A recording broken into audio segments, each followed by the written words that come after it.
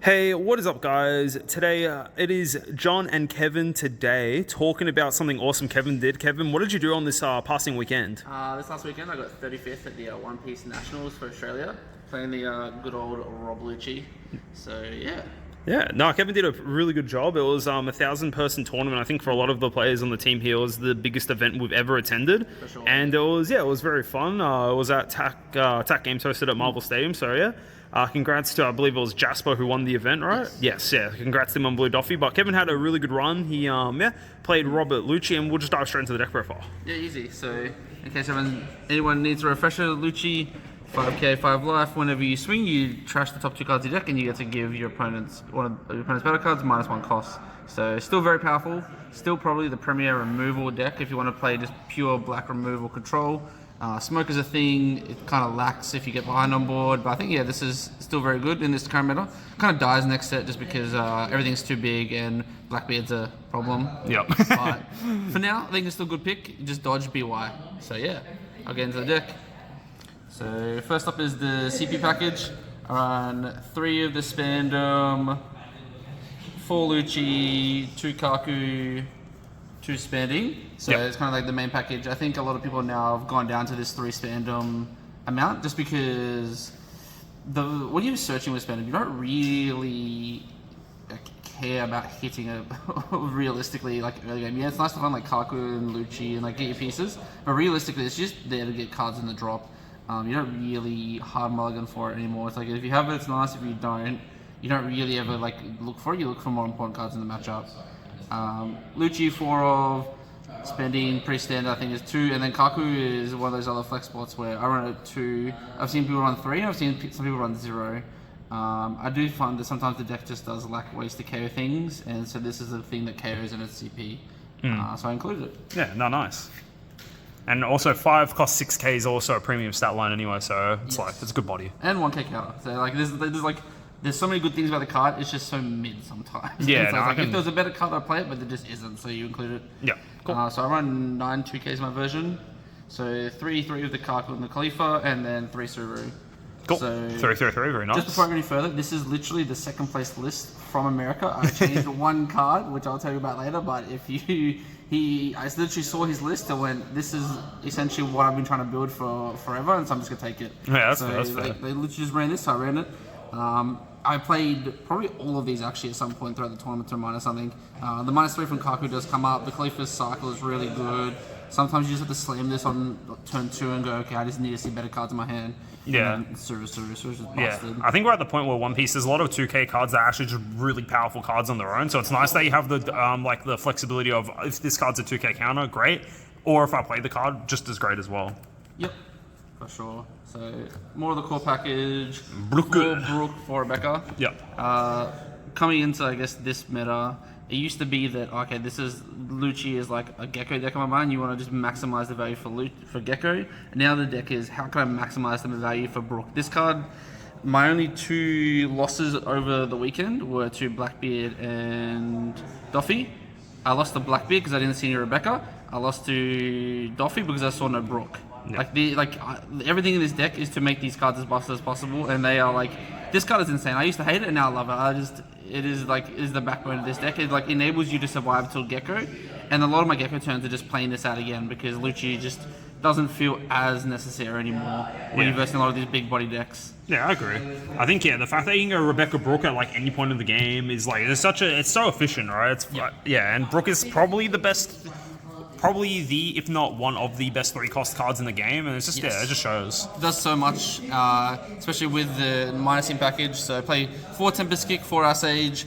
Yep. I think you just have to play 4 of each. You just need as much as possible. And I do play the 2 Uda. Like I said, got from the second place list. Once I saw that, I thought I'll give it a go. And this card just does work. It does. It is essentially like an island combined with a blocker. So what it does is pay 2. You may rest this character to give up to your opponent's characters -2 cost during the turn. It also has the effect where this card cannot be carried by and battled by your leaders. It's actually hugely relevant. So the way I think about it is, you're playing LUCCI, your goal is to clear your opponent's board every turn. And so if you clear their board every turn, the only way they have to attack without a rusher is their leader. This is living forever then, essentially. Yep. Like against purple, if you successfully do the strategy of like playing this out and they have no board, they have to play a 7-cost Sanji to swing in for a 7k, and it's eventually just turned into a Rebecca anyway. Yeah. So this is huge into purple, it's huge into red once you get past like the early stages of them being able to marco it. It's huge into Doffy because it's just another target for something they have to swing into if they want to remove with another character, or if they bounce it, it's like, okay, cool, it's like another mini Ice Age in my hand. I really like this card. I think it's really good. I don't think you can go above 2. If you don't see it, you don't see it. It's essentially just like a 10th copy of like somewhere in the middle between these two. So I just think of it as more consistency pieces for these kind of cards, not essentially its own thing. Yeah. Also, it kind of fucks on Blackbeard. You slam this thing turn 2 and you just go 5, 5, 5, and it's like, okay, well, they're going to remove this or they're going to remove your actual body. Yeah, Kevin, we played some games, like, obviously we've been testing a bunch, but I was playing Blackbeard for a little bit, and Kevin gave me depression with that one card. It's like, this matchup's free, but Kevin just went aggro with that card. I was like, wait a minute, it's the same right, you know? So for the big boy package, 4 Gecko, you still have to play 4. Cards busted. And then I played 2 Cardo, 2 Jack. So I did cut 1 Jack from the second place list. I think Jack is a good card, don't get me wrong. It's really good in the Black Mirror. It's still pretty good in general into the field. But just like there's no space in the deck. And this is like, I want to fit some flex spots in. I was like, Jack is probably the next cuttable card. And I like to run 8 essentially like dead big cost cards. Yeah. And I think the 2 Cardos are really useful into like those BY and BB matchups where this can just win you games against BB. You shouldn't be able to win, and it can like the way you beat BY is snowballing. This allows you to snowball as well. Yeah, a way to get rid of Sabo, a way to get rid of just some pesky cards, right, like Burgess.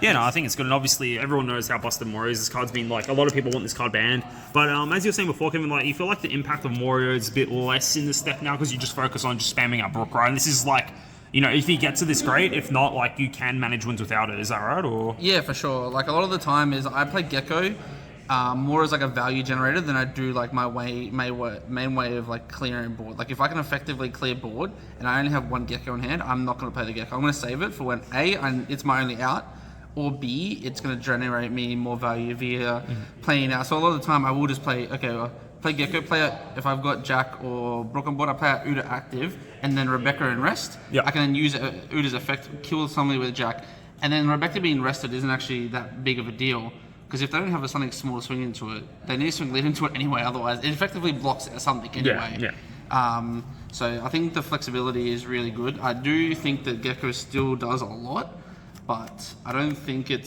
think the game is slowly self-balancing to the point where Gecko isn't too much of a problem card. I think the BY, the deck itself, is probably more of an issue with this card specifically, not like Black in general with Black anymore. Yeah, I think Bandai have done a good job of like self-balancing in that sense, so we'll have to see what happens in OPO 10 and further, whether or not they actually do end up hitting it. Cool. And the last 4 cards are all the one-offs I chose to put in. So the 1 Sabo, the 1 King Pistol, and the 1 Helmepa are all from the same list. And then the Jack I cut for 1 Hina. Yep. So, like I said, playing for the Brook, this just enables the classic. The Brook, yeah. The enables the Brook. So in a lot of these matchups, you go, okay, go first into Dofi, play Brook on 3. Next turn, swing 5 with leader, Rebecca Hina, swing 5 with Brook, chaos and yours, and you've gotten so much value. You now have a 5k swing on the board as well for the turn after. You now got a blocker as well. Yeah. I thought it was just worth giving up that 1 spot of Jack just to have another option. Cool. Yeah, and that's pretty much it. It's very standard. Yeah. I think LUCCI is more of like a mindset kind of deck right now. Like you can make these minute changes. Like I don't have any of the 6-cost Brook. I don't have any of the Nightmare Luffy. I kind of just went in and went, okay, I'm probably going to lose to BY and Blackbeard if I face them. It is what it is. I want the deck to be as consistent at winning every other matchup as possible. And I think it did that pretty well. No, cool. No, awesome. Well, once again, Kevin, congrats on finishing 8 and 2 at the event. Yep. Unfortunately, did bubble out, but it happens. Yeah, no, it's all right. Your time will come. But yeah. Any shout outs you want to give, Kev? Or just shout out to the team, yourself, Max. Shout out to Elliot, Duvel, Cam for all being testing partners and trying to help me figure out what deck I did float around for a bit. And shout out to my partner Casey for all the support she showed me. No, awesome. All right, well, thanks again, Kevin. And this is Kevin and John. We'll see you guys for the next card game we play, I guess. See you guys.